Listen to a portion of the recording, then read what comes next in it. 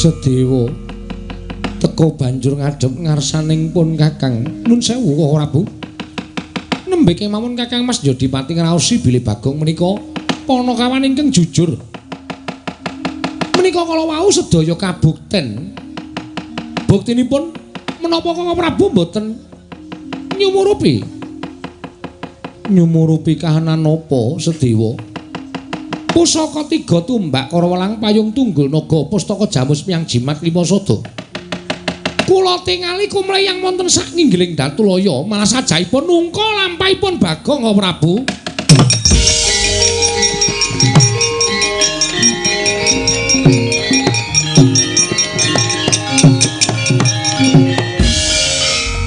Werkudara. Nggih. Yen ngono bener apa kang dadi ngendikaning Dimas Sena? Pusaka 3 wis melu kelawan Bagong. Rasa dadak ditututi. Pusaka 3 hae panggraitane tan prabeda kaya menungso, dasare kedadian saka menungso.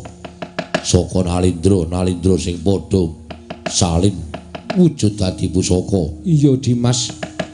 Kanthi cara mengkono mbarep ora usah sangga runggi.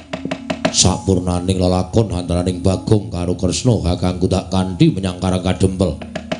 Sowan ngersaning Semar Badranaya. Iya Dimas pun Kakang mungkari manut. Kang mengkono yayi tatanan parengganing para kawula aja nganti ana ing kesempyok ing aradan. Upama dadi peperangan antaraning Koko Prabu kelawan Panakawan Bagong. Lan tak jaluk Siadi kudu ora kena ngrekake para putra supaya mrawasa kelawan Bagong. Ora bakal aku ngewangi Bagong apa dene ngewangi Kresna.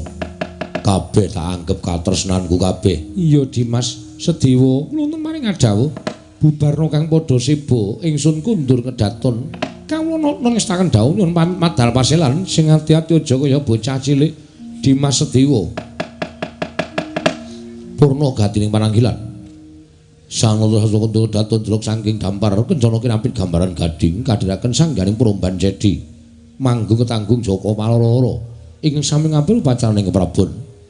Gawis dengan saking Mandura tindaknya Sri Naranata katinon saking Mandrawa kaya tansah gumebyar candraning Sri Naranata wau.